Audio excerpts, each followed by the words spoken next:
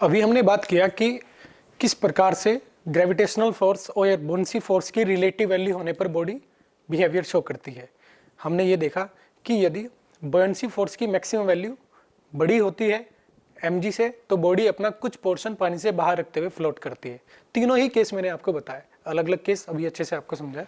तो अब मैं आपको एक नए टाइप के इक्विलिब्रियम, ये ट्रांसलेटरी इक्विलिब्रियम की बात की मैंने कि यदि mg बड़ा है तो बॉडी नीचे जाएगी, fb बड़ा है तो बॉडी ऊपर रहते हुए फ्लोट करेगी। ट्रांसलेटरी इक्विलिब्रियम की ये बात थी। तो अब फिर मैं एक नए टाइप के इक्विलिब्रियम यानी रोटेशनल इक्विलिब्रियम की बात करूंगा कि बॉडी पानी के अंदर टॉपल क्यों होती है, टॉपल होने के लिए क्या कंडीशंस हैं, उस पर मैं अब बात करूंगा। समझे? तो इसको समझाने के लिए एक नया टर्म यहाँ आता है जिसका नाम है centre of gravity and centre of buoyancy. Clear? तो पहले मैं सेंटर ऑफ बुयांसी आपको समझा देता हूँ। टॉपिक है हमारा centre of buoyancy. Centre of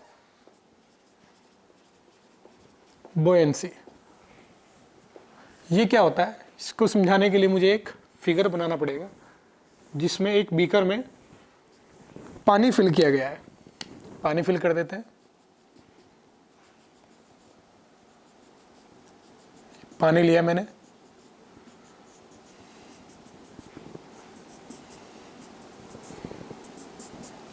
ठीक है।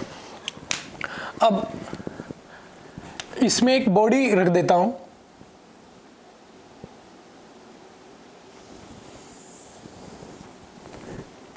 ये एक बॉडी मैंने इसमें रखा।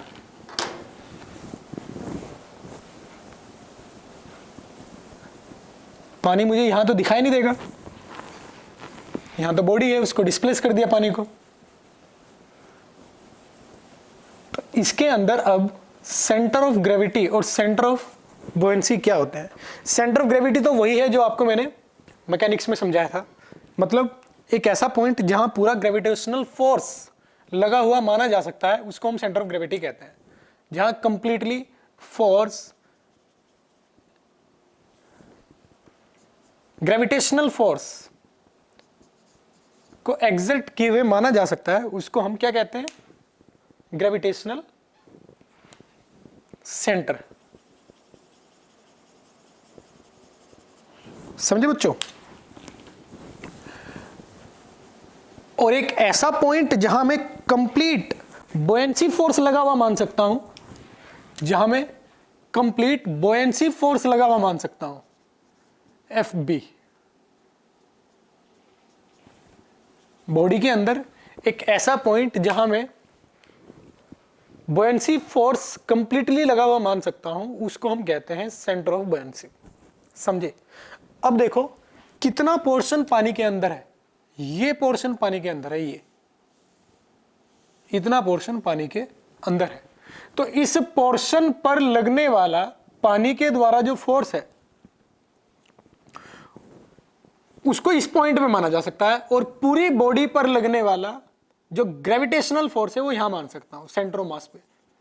यदि ऐसा है कि सेंटर ऑफ बुयांसी और सेंटर ऑफ ग्रेविटी में सेंटर ऑफ बुयांसी ऊपर है और सेंटर ऑफ ग्रेविटी नीचे है, तो ये बॉडी टॉपल नहीं करेगी, ये बॉडी रोटेशन नहीं करेगी।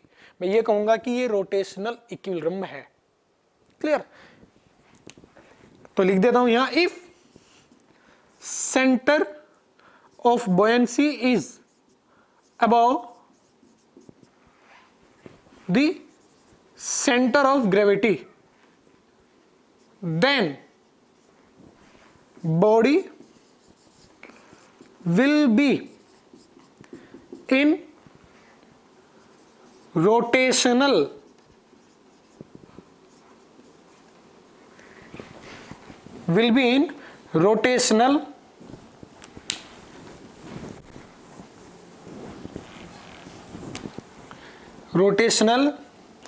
इक्विलिब्रियम।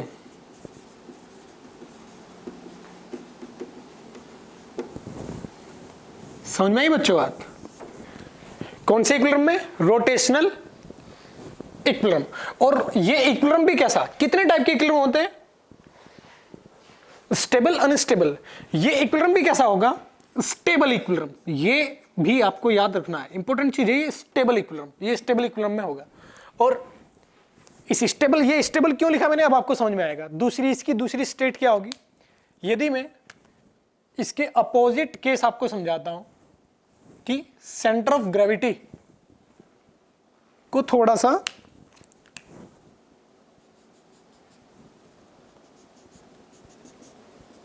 चेंज कर दिया जाए, मतलब सेंटर ऑफ ग्रेविटी ऊपर हो जाए और सेंटर ऑफ बुओयेंसी नीचे हो जाए, तो ये बॉडी किस प्रकार का बिहेवियर शो करेगी। उस स्टेट में जो फिगर क्या दिखाई देगा, मुझे फिगर दिखाई देगा ये,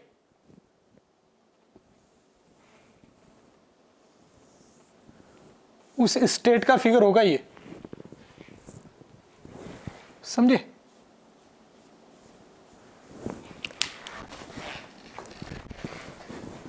अब इसके अंदर से मैं पानी को हटा देता हूं,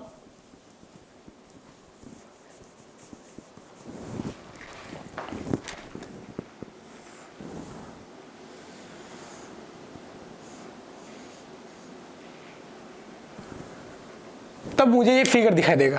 अगर मैं इसका जस्ट उल्टा कर देता हूं, अब सेंटर ऑफ ग्रेविटी कहां होगा, यहां mg, और सेंटर ऑफ बुओयेंसी कहां होगा अब इस स्टेट में, सेंटर ऑफ बुओयेंसी आ जाएगा कुछ यहां, centre of gravity, centre of buoyancy, और बुओयेंसी फोर्स कैसे लगेगा, ऊपर की ओर।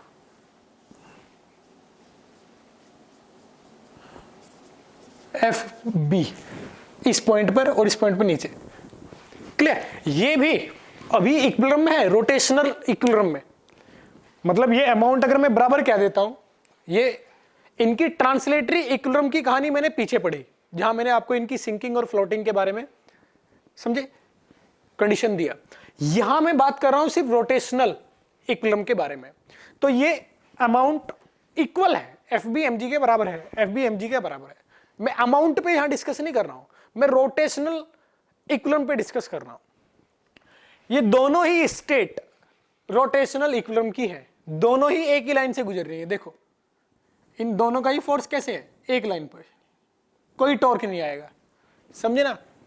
देखिए ये फोर्स ऊपर, ये फोर्स नीचे, तो दोनों फोर्सेस की लाइन एक लाइन है, समझ में। दोनों फोर्सेस एक लाइन पे आ रहे हैं तो कोई टॉर्क नहीं आएगा।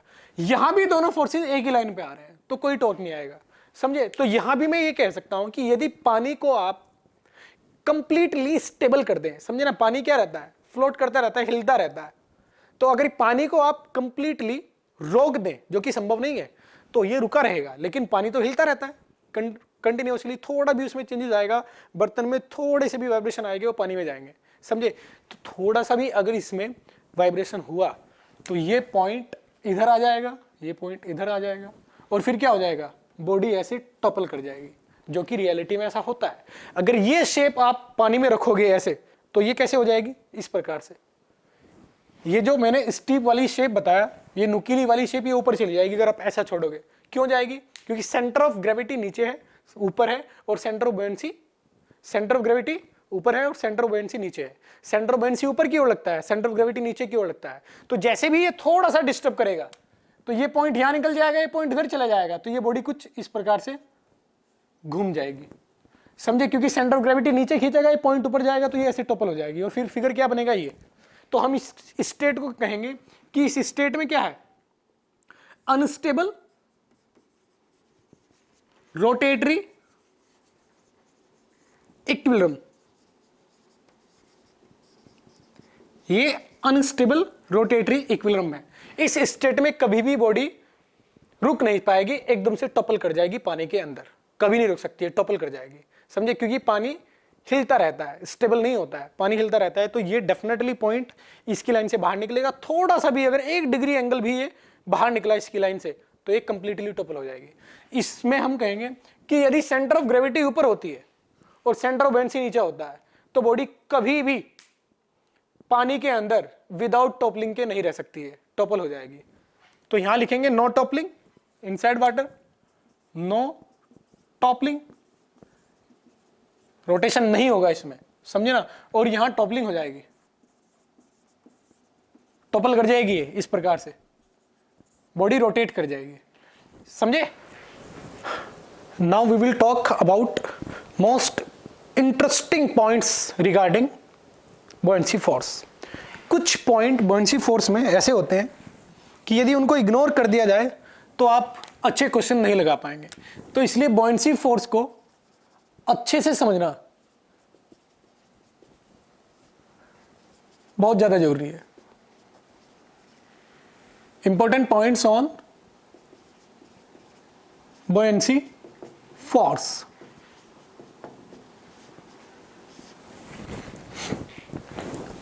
इसको बॉयंसी फोर्स पे बहुत क्वेश्चन आते हैं, थ्योरेटिकल भी और न्यूमेरिकल भी। तो ये जानना जरूरी है कि बॉयंसी फोर्स क्यों लगता है, समझना और ज्यादा अच्छे से समझना जरूरी है। बॉयंसी फोर्स के बारे में हमें आर्किमिडीज ने बताया कि जब कोई बॉडी पानी के अंदर होती है तो जो बॉयंसी फोर्स लगता है उसका अमाउंट आर्किमिडीज ने बताया कि बॉयंसी फोर्स कितना लगता है, ये आर्किमिडीज ने बताया। क्यों लगता है इस पे अब मैं बात करने जा रहा हूं। थोड़ा और अच्छे से बॉयंसी फोर्स को समझना चाहता हूं मैं। देखो, मैंने फिर से एक बीकर में पानी भरा और एक बॉडी को इसके अंदर रख देता हूं मैं। जैसे मान लेते हैं, फिर से मैं ये एक शेप ली मैंने, स्फेरिकल शेप ली मैंने, ये क्लियर। स्फेरिकल शेप, एक बॉडी पानी के अंदर है। तो मुझे ये पता है कि इसमें बॉयंसी फोर्स लगता है ऊपर की ओर, एफ बॉयंसी। वो कितना होता है उस पर हम बात कर चुके हैं आर्किमिडीज प्रिंसिपल के द्वारा। अगर मैं इसको एफबीडी से जानना चाहूं कि इस पर फोर्स क्यों लग रहा है, इसकी कैलकुलेशन कर लेते हैं। तो बेटा हम ये कहेंगे कि इस पर हर एक डायरेक्शन से सेंटर की ओर क्या आ रहा है, प्रेशर आ रहा है। पानी हर एक पॉइंट पर प्रेशर लगाएगा सरफेस के परपेंडिकुलर, इस स्फेयर के सरफेस के परपेंडिकुलर। और सरफेस के परपेंडिकुलर का मतलब रेडियली इनवर्ड। समझे ये बात? इस तरीके से इस सॉलिड स्फीयर पर प्रेशर लगेगा। अब क्या आप मुझे बता सकते हैं कि ये प्रेशर जो चारों ओर से लग रहा है ये अमाउंट में सेम लगेगा? नहीं। अगर ये बॉडी एक शेप रखती है तो इसके शेप रखने की वजह से ये वाला पॉइंट सरफेस से कम डेप्थ पर होगा और ये वाला पॉइंट सरफेस से ज्यादा डेप्थ पर होगा। और इसी प्रकार से हर एक पॉइंट सरफेस से अलग अलग डेप्थ पर है। समझे ना? कुछ पॉइंट ऊपर हैं और कुछ पॉइंट नीचे हैं। तो मैं ये कह सकता हूं कि जो पॉइंट नीचे हैं उन पर प्रेशर ज्यादा लगेगा। किसकी ओर? सेंटर की ओर। और सेंटर नीचे वालों के लिए ऊपर है। समझे? यानी इन पॉइंट्स पर जो प्रेशर आएगा उसका मैग्नीट्यूड बड़ा आएगा। किसके रेस्पेक्ट में? इन पॉइंट्स पर लगने वाले प्रेशर के रेस्पेक्ट में। हर एक पॉइंट पर क्या लगेगा? प्रेशर लगेगा। अब इस सेगमेंट पर लगने वाला प्रेशर नीचे की ओर कम है इसके रेस्पेक्ट में। क्लियर? ये वाला सेगमेंट और ये वाला सेगमेंट सेम है। उनका अमाउंट अगर मैं इसकी बात करूं इसके साथ तो कैंसिल आउट होगा, सेम हाइट। क्लियर? इसकी और इसकी हाइट सेम है। तो बेटा मैं ये कहूंगा कि इस सेगमेंट में लगने वाला प्रेशर और इस सेगमेंट में लगने वाले प्रेशर के डिफरेंस की वजह से इस बॉडी पर नेट फोर्स ऊपर की ओर फील होता है। उस फोर्स का नाम ही बॉयंसी फोर्स है। आई बात समझ में? वो कितना होता है इस पे वर्क किया आर्किमिडीज ने। तो कुल मिला के मुझे पता चला कि जो बॉयंसी फोर्स होता है that is just a total force exerted by the liquid on the body. If a body is inside the liquid, then the total net force exerted by the liquid on the body is called buoyancy force. Getting my point? समझ में आई आपको बात ये? तो दूसरे शब्दों में हम ये भी कह सकते हैं कि total normal force exerted by liquid on the body will be the buoyancy force. समझ में आई कहानी इस केस में? क्लियर? तो मैं ये लिखने जा रहा हूं यहां। तो देखो बच्चों क्या होता है, buoyancy force, total force exerted by the liquid on a body which is immersed inside the liquid is called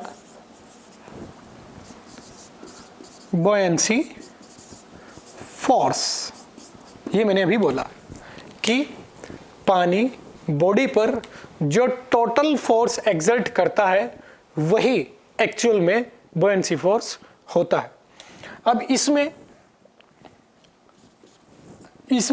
एक बात मुझे आपको बतानी है कि मान लेते हैं ये केस है, ध्यान से सुनना ये बात, मान लेते हैं कि ये केस में लेता हूं, ये वाला केस,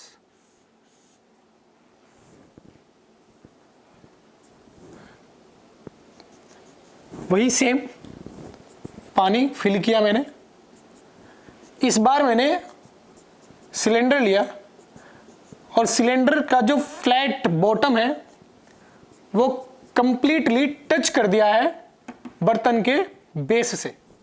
तो अभी इस स्टेट में अगर आप लिक्विड द्वारा लगाए गए कंप्लीट फोर्स की बात करते हैं तो वो किस प्रकार से आएगा? देखो इस प्रकार से आएगा, प्रेशर ऐसे आएगा, इधर से ऐसे आएगा, तो एक लेवल पर जो फोर्स होगा वो कैंसिल आउट हो जाएगा क्योंकि वो लेवल पर कहां, सेंटर की ओर लगेगा, इसको ये कैंसिल आउट करेगा। तो कर्व्ड सरफेस पर नेट फोर्स 0 आएगा। टॉप पर क्या आएगा? नीचे की ओर। बॉटम पर क्या आएगा? कुछ नहीं आएगा क्योंकि बॉटम पे लिक्विड ही नहीं है। तो इस स्टेट में जो नेट फोर्स आया बॉडी पर पानी के द्वारा वो क्या आया? नीचे की ओर। F net exerted by liquid, वो नीचे की ओर आया। तो क्या इसको मैं बुओयेंसी फोर्स कह सकता हूं? समझे? क्या इस फोर्स को मैं बुओयेंसी फोर्स कह सकता हूं? नहीं, ये बुओयेंसी फोर्स नहीं है, इसका नाम बुओयेंसी फोर्स नहीं है। बुओयेंसी फोर्स ऊपर की ओर लगता है। तो ये बात जो मैंने बोली, total force exerted by the liquid on a body which is immersed inside the liquid is called buoyancy force. यहां गलत सिद्ध हो जाती है क्योंकि यहां तो जो टोटल फोर्स है वो नीचे की ओर है। तो कुछ जो गलत है वो किस तरीके से सही किया जाए?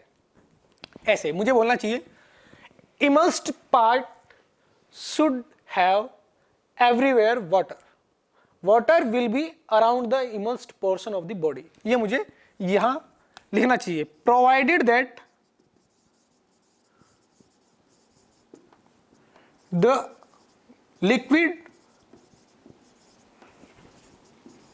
should be around the whole portion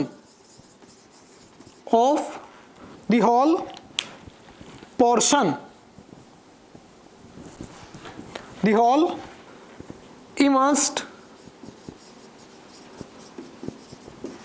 portion of given body। ये हमें जानना यहां जरूरी है, ये है इंपॉर्टेंट बात, समझे? देखो यहां इमर्स्ड पोर्शन के चारों ओर पानी नहीं है, नीचे पानी नहीं है, इधर साइड में ऊपर पानी है। तो ऐसा हो सकता है कि नेट फोर्स नीचे आ जाए, पानी द्वारा लगाया गया नेट फोर्स नीचे आ जाए, ऐसा हो सकता है। लेकिन इसको मैं बुओयेंसी नहीं बोलूंगा। बुओयेंसी कब बोलूंगा?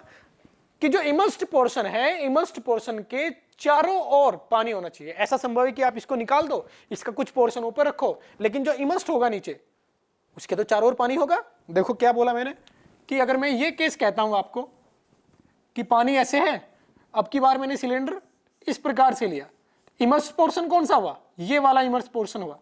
अब देखो इसके हर एक डायरेक्शन में पानी है, इधर इधर नीचे जो इमर्स्ड पोर्शन है ना, इमर्स्ड पोर्शन के चारों ओर अगर पानी होगा तो बुओयेंसी ऊपर की ओर आएगा, नेट फोर्स ऊपर की ओर आएगा और उसको मैं नाम बुओयेंसी दूंगा।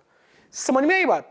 अन्यथा पानी द्वारा लगाया गया नेट फोर्स ऐसा हो सकता है कि वो नीचे की ओर आ जाए, जैसे कि ये केस। क्लियर? इस केस पर काफी थियोरेटिकल क्वेश्चन बनते हैं इस टाइप से, तो ये आपको ध्यान रखना है। अब मैंने आपको जो पढ़ाया है, समझे ना, जो जितने पॉइंट एफएम में मैं आपको पढ़ा चुका हूँ, जैसे कि पास्कल लॉ, उसके बाद कुछ इंपॉर्टेंट पॉइंट्स रिगार्डिंग फ्लूइड मैंने आपको कुछ बताया था, समझे। स्टेशनरी स्टैटिक जो फ्लूइड होता है उससे इंपॉर्टेंट पॉइंट कुछ लिखाए थे, और फिर ये आर्किमिडीज प्रिंसिपल, बॉयंसी फोर्स से रिलेटेड अब मैं कुछ एग्जाम्पल यहाँ सोल्व करूंगा। आप हर एक एग्जाम्पल को ध्यान से सुनेंगे और मैं किस प्रकार से सोल्व कर रहा हूँ हर एक स्टेप को ध्यान से देखेंगे। क्लियर? तो पहला एग्जाम्पल क्या है हम करने जा रहे हैं, examples on pascal law and Archimedes principal. इस पे हम कुछ क्वेश्चन सॉल्व करेंगे। ठीक है बच्चों, पहला example, the height of mercury surface in 2 arms of the manometer shown in the figure. तो मैं फिगर बना देता हूं।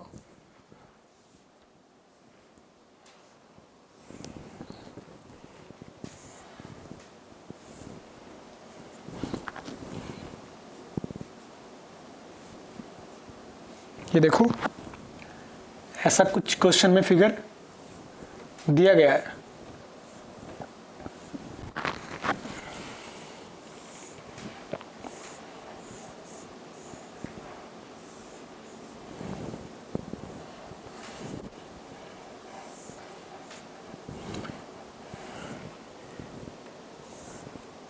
ये मैंने यहां फिगर ड्रॉ किया, as shown in figure. There are 2 centimeter and 8 centimeter. The heights of mercury, इसमें मर्क्यूरी फिल किया गया है, ये मर्क्यूरी मैंने फिल कर दिया इसमें। यू शेप ट्यूब में मर्क्यूरी की हाइट एक में 8 सेंटीमीटर है, क्वेश्चन में दिया गया है, और दूसरे में 2 सेंटीमीटर है, ये क्वेश्चन में बोला गया है। इधर गैस फिल किया गया है, इधर कौन है? गैस। ये गैस है, तो गैस है तो बेटा यहां तक कंप्लीटली इसमें गैस होगी। Atmospheric pressure is 1 × 10⁵ Newton. यहां जो प्रेशर है P0, उसकी वैल्यू दिया है 1 atm, यानी 1 × 10⁵। Find the pressure of the gas in the cylinder. ये गैस का प्रेशर कितना है पहले तो ये बताइए आप। पहला क्वेश्चन क्या है कि गैस का प्रेशर कितना है। ये 8 सेंटीमीटर, ये 2 सेंटीमीटर, ये मर्करी है, Hg है, ये P0 1 एटमोस्फेयर, Pg बताओ क्या है। क्लियर? इतना इंफॉर्मेशन मुझे दिया गया है। दूसरा क्वेश्चन है इसमें, the pressure of mercury at the bottom of the you tube.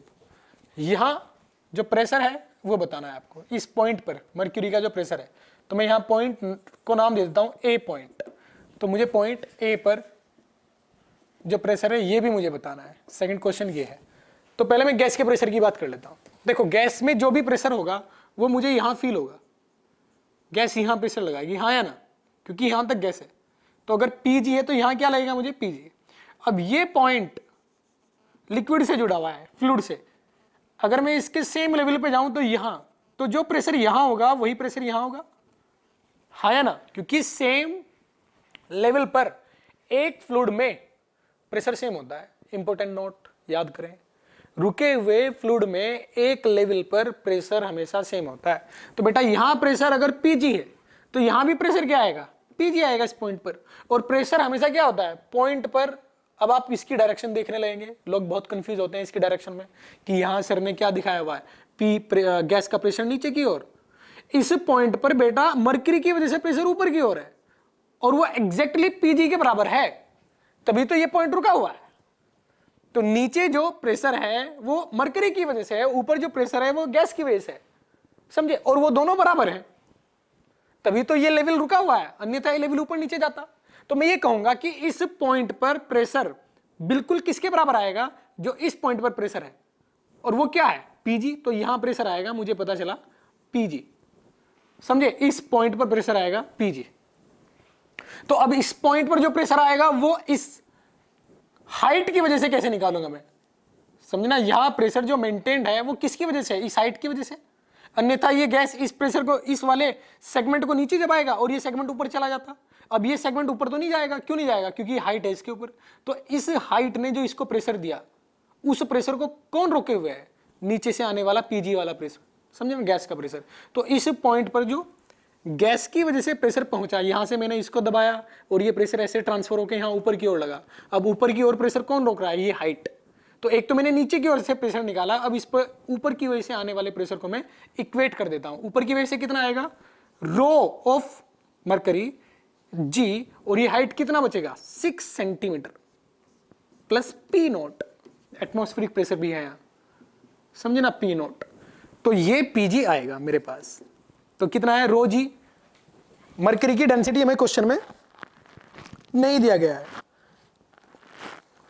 ये हमें नहीं दिया गया है, तो आप इसको देखें, ये 13 पॉइंट समथिंग होता है शायद, एक बार मैं चेक कर लेता हूं।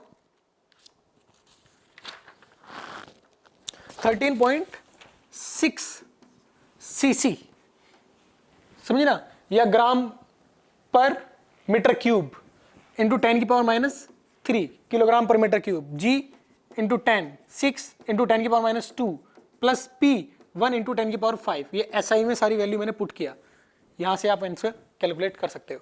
ये जो यूनिट कन्वर्जन है इस पे आप ध्यान रखेंगे, इसमें गलती नहीं करेंगे। क्लियर, आपको ये वैल्यूज वैसे क्वेश्चन में दी जाती है कि मरकरी की डेंसिटी कितना है। तो ये क्वेश्चन सोल्व हुआ।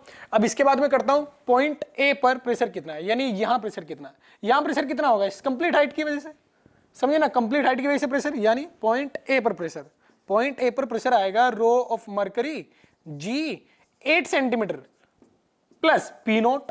तो अब फिर इसको एसआई में लिखते हैं, 13.6 इंटू 10 की पावर -3 इंटू 10 इंटू 8 इंटू 10 की पावर -2 प्लस 1 इंटू 10 की पावर 5।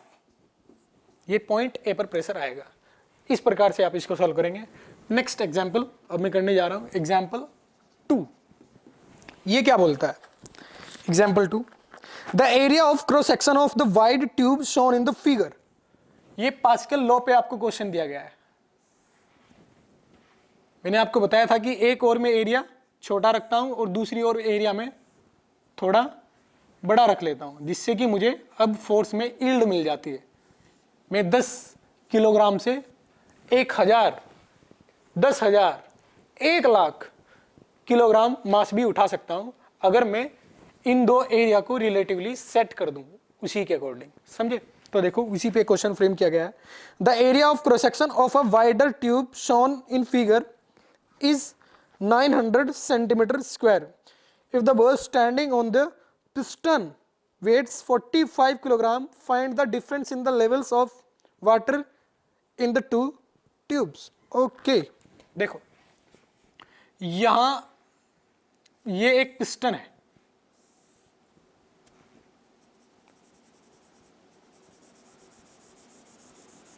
ये एक पिस्टन है, इस पे एक लड़के को खड़ा कर दिया जाता है। यहां ये लड़का खड़ा हुआ है, 45 केजी इसका वेट है, इसके नीचे पानी है, ये पानी है।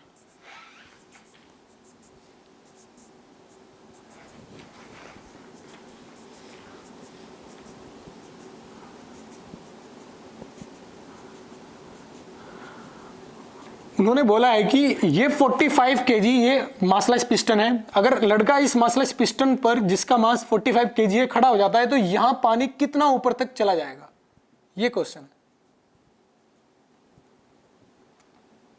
समझे। The difference, find the difference in the level of the water in two tubes. इन दोनों ट्यूब में डिफरेंस कितना आएगा। तो मैं कहता हूं कि ये इक्विलिब्रियम की स्टेट है। लड़का यहां इस पिस्टन पे खड़ा हुआ और पानी की हाइट यहां तक जा चुकी है, पानी इसमें यहां तक फिल हो चुका है, ये पानी का लेवल है यहां तक। तो डिफरेंस जो आएगा वो बच्चों ये आएगा, ये डिफरेंस आएगा कहां से कहां तक, यहां से। मुझे कैलकुलेशन इसकी करनी है, ये मान लेता हूं x है, इसकी मुझे कैलकुलेशन करनी है। देखो कैसे कैलकुलेशन करेंगे। मुझे एरिया दिया गया है the area of cross section of the wider tube is in figure 900 centimetre square if the boy standing on the piston wider tube shown in the figure. मुझे एक बार समझ लेने दो क्वेश्चन में क्या डेटा दिया गया है। Piston weight 45 kg, find the difference in the level of the water into tubes. Okay यहां इस पॉइंट पर जो प्रेशर आएगा वो इस पॉइंट पर प्रेशर के बराबर होना चाहिए, क्योंकि ये पानी रुका हुआ है, सब सिस्टम रुका हुआ है, इक्विलिब्रियम की स्टेट है। तो पॉइंट ए पर जो प्रेशर आएगा वो पॉइंट बी पे प्रेशर के बराबर होना चाहिए। अब पॉइंट ए पर प्रेशर क्या आएगा, वहां फोर्स 45 इंटू 10, जी की वैल्यू 10 अपॉन एरिया, ये एरिया दिया है मेरे को 900 सेंटीमीटर स्क्वायर, तो मैंने पॉइंट ए पर प्रेशर निकाल दिया, बराबर पॉइंट बी पर जो प्रेशर आएगा वो एक्स साइड की वजह से आएगा, रो ऑफ वाटर, क्योंकि वाटर है इसमें, g into x plus P naught atmospheric pressure. अब एटमॉस्फेरिक प्रेशर इधर भी है क्योंकि ये भी ओपन है, तो मुझे यहां भी एटमॉस्फेरिक प्रेशर ऐड करना चाहिए। पॉइंट ए पर प्रेशर इस आदमी के वेट की वजह से प्लस एटमॉस्फेरिक प्रेशर की वजह से, एटमॉस्फेरिक प्रेशर भी तो है बेटा, पी नोट इधर भी है और पी नोट इधर भी है, तो इधर भी लिखूंगा इधर भी लिखूंगा, ये यहां से कैंसिल आउट हो जाएगा। अब मुझे बताना है एक्स, तो एक्स के लिए 45 into 10 by rho of water, ऐसा यूनिट में अगर रो ऑफ वाटर देखता हूं तो वो आएगा 1 cc 1 ग्राम पर मीटर क्यूब, यानी 1 इंटू 10 की पावर -3, 1 ग्राम पर सीसी होता है, यानी 1000 किलोग्राम पर मीटर क्यूब होता है। तो मुझे यहां +3 करना चाहिए। यहां मैंने क्या किया, 36 सीसी पर ग्राम होता है, तो यहां भी +6 आएगा, यहां भी +6 आएगा। ये कन्वर्जन ध्यान से करना है। ये होता है 36 ग्राम पर सीसी। सीसी को जब मैं कन्वर्ट करता हूं तो 10 की पावर -6 नीचे आता है और +6 ऊपर चला जाएगा, और ये पहले से ही 10 की पावर -3 है, तो यहाँ +3 आएगा, यहाँ भी +3 आएगा। ये आप कर सकते हैं। तो यहाँ मुझे पता चला कि यहाँ +3 आएगा, ये वैल्यू है रो की, इंटू 10 एक्स इंटू 900 इंटू 10 की पावर -4। इसको आप कैलकुलेट कर लेंगे, यहां से आपका आंसर आ जाएगा। ओके, नेक्स्ट क्वेश्चन बहुत ही अच्छा क्वेश्चन है। इस क्वेश्चन से रिगार्डिंग भी बात हम कर चुके हैं। मैंने आपको एक शेप बना के दिखाया था कि एक बार मैं बकेट को सीधा रखता हूं, यानी नैरो पोर्शन नीचे रखता हूं, वाइडर पोर्शन ऊपर रखता हूं, और एक बार बकेट के नैरो पोर्शन ऊपर रखता हूं, वाइडर पोर्शन नीचे रखता हूं, दोनों में पानी फिल करता हूं सेम अमाउंट का।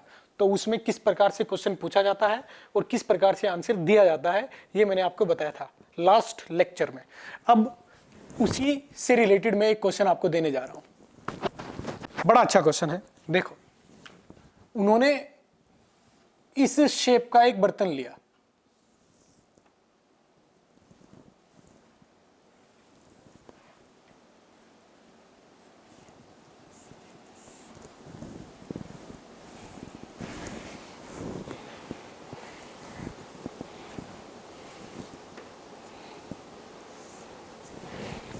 इस शेप का एक बर्तन लिया, इसको कंप्लीटली उन्होंने फिल कर दिया।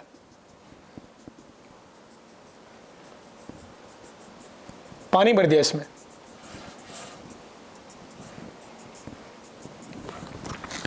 A glass full of water has a bottom area, ये एरिया मुझे दिया गया है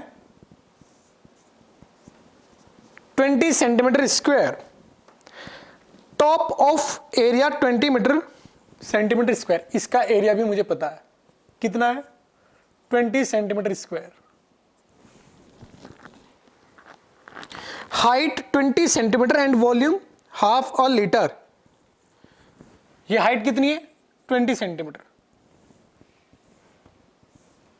हाइट दिया हुआ है मेरे को 20 सेंटीमीटर, और इसका वॉल्यूम मुझे दिया हुआ है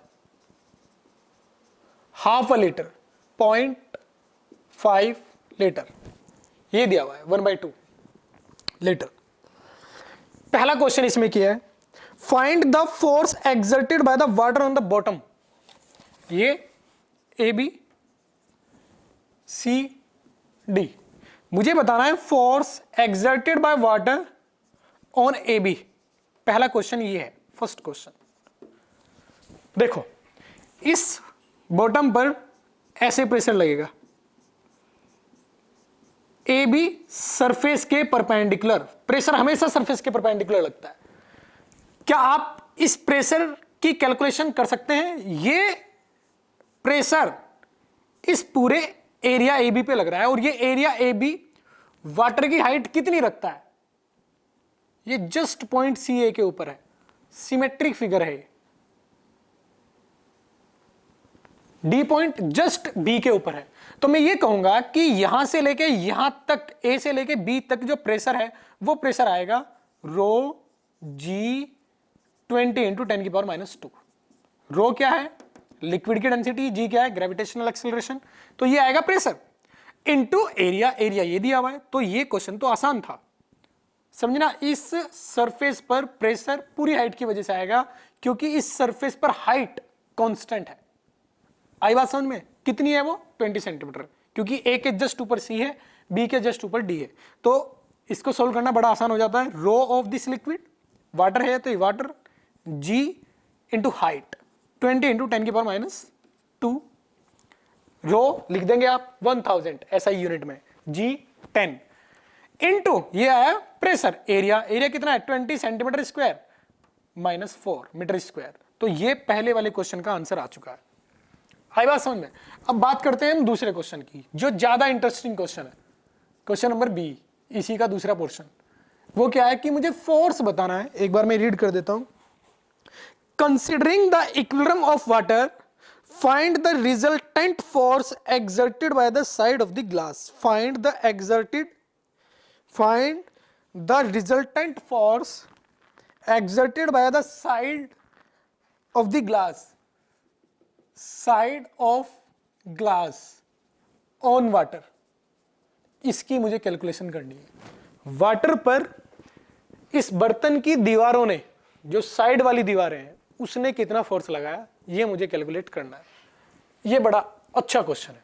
बच्चों देखो, मैंने अभी ये पाया कि इस बॉटम, ये जो रखा हुआ है किसी सरफेस पर, उस सरफेस पर नेट फोर्स, जैसे अगर मैं इस पूरे अरेंजमेंट को किसी एक वेगिंग मशीन में रख देता हूं, तो मुझे जो रीडिंग मिलनी चाहिए वो रीडिंग, मतलब कितना वेट आएगा, क्लियर, वो इस पूरे अरेंजमेंट का वेट आना चाहिए। मैं कहता हूं कि बर्तन में तो कोई वेट नहीं है, सिर्फ पानी में वेट है, तो जो रीडिंग आएगी पानी की रीडिंग आनी चाहिए, नहीं आनी चाहिए। इसका मतलब यहां ए बी बॉटम पर जो नेट नीचे की ओर फोर्स आ रहा है, ए बी बॉटम पर जो नेट नीचे की फोर्स आ रहा है, वो फोर्स इस पूरे पानी के वेट की वजह से आएगा। ध्यान से सुनना। इस सिचुएशन को मैं ऐसे समझ सकता हूं कि इस ए बी पर, जो ए बी बॉटम है, एक फोर्स तो लग रहा है इस वाले लिक्विड की वजह से। कौन से लिक्विड की वजह से? ये जो लिक्विड है, ये जो लिक्विड है, इस सेगमेंट के अंदर जो लिक्विड आता है, एक तो इस लिक्विड ने डायरेक्टली बॉटम ए बी पर फोर्स लगाया, और दूसरा फोर्स ये जो इधर लिक्विड है, ये लिक्विड इस पॉइंट पर इधर फोर्स लगाएगा, इस पॉइंट पर इधर, इस पर इधर, और यहां ऐसे, यहां कुछ इस प्रकार से, यहां कुछ इस प्रकार से, यहां कुछ ऐसे, यहां कुछ ऐसे, ऐसे फोर्स लगाएगा। सेम इधर भी ऐसे फोर्स लगाएगा।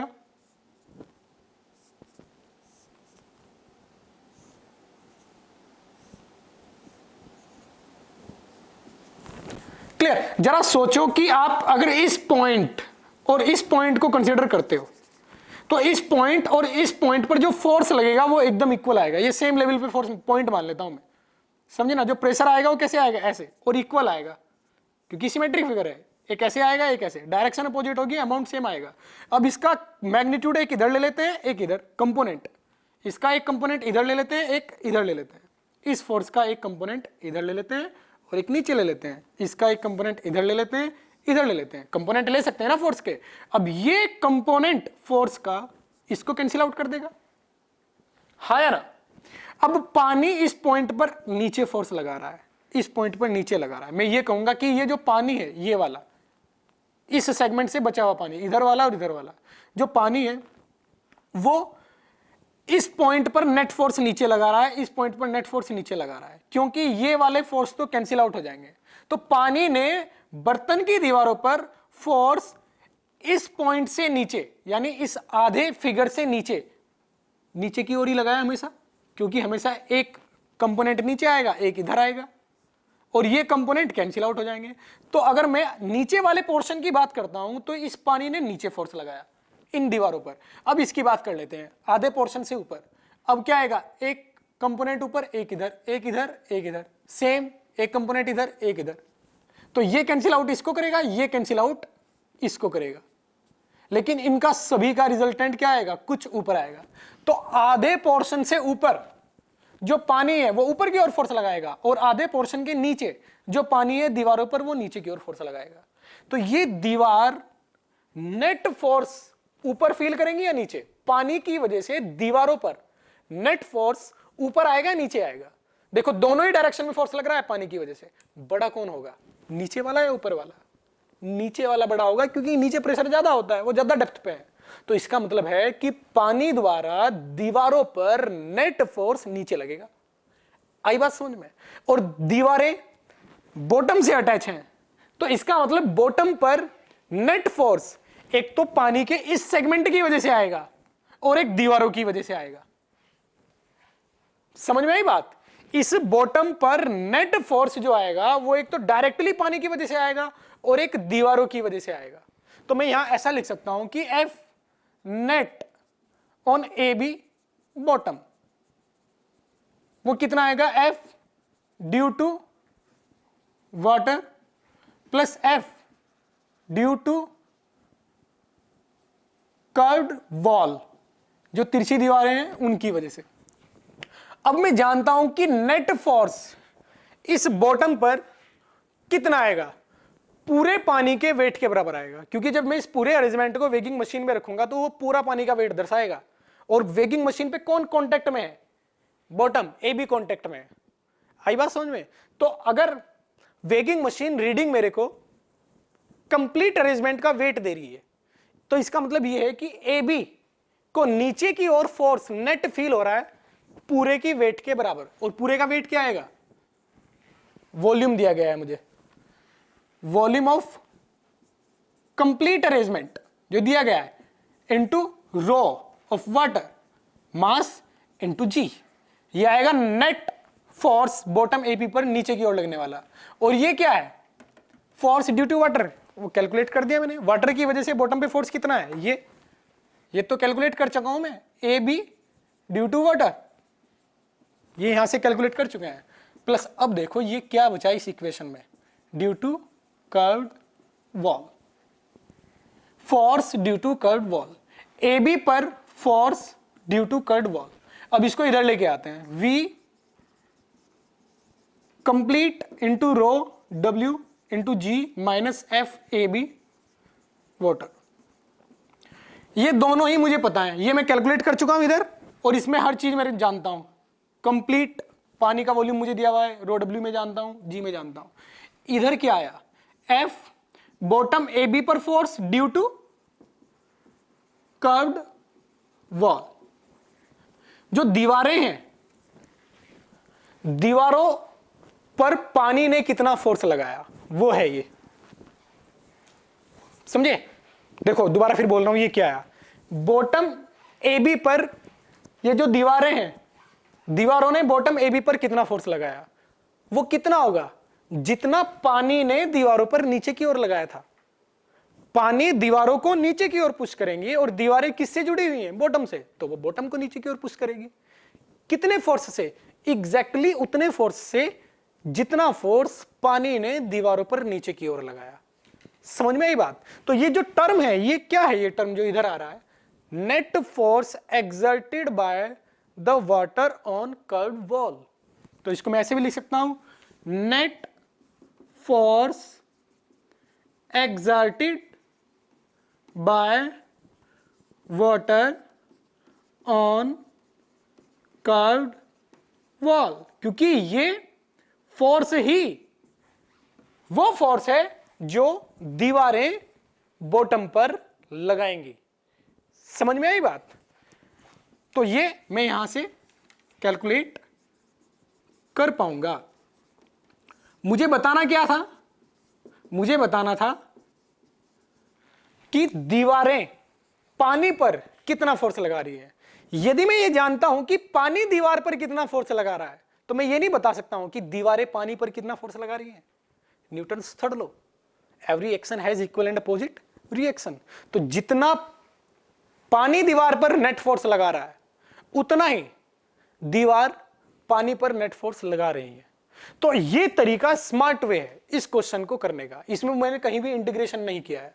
अगर आप इसको ज्यादा प्रिसाइजली सोचोगे, मतलब फोर्स की कैलकुलेशन डायरेक्ट करने की कोशिश करोगे, तो बेटा देखो, हर एक पॉइंट से अगर मैं ऊपर से नीचे आऊं, फोर्स की डायरेक्शन भी अलग अलग है। फोर्स यहां कैसे, ऐसे ऐसे ऐसे, यहां फ्लैट, फिर नीचे नीचे नीचे। तो मुझे कंपोनेंट लेना पड़ेगा, अलग अलग हाइट पर फोर्स का अमाउंट अलग अलग आएगा, और इस लेवल से ऊपर अलग इंटीग्रेशन करना पड़ेगा, इससे नीचे अलग इंटीग्रेशन करना पड़ेगा, इस पॉइंट से नीचे। समझ में आई कहानी? ये जो कर्व है, ये कर्व, ये सर्कुलर है, ये मुझे मानना पड़ेगा। इसका भी मुझे पता होना चाहिए कि ये कर्व सर्कुलर है या रैंडम कर्व है।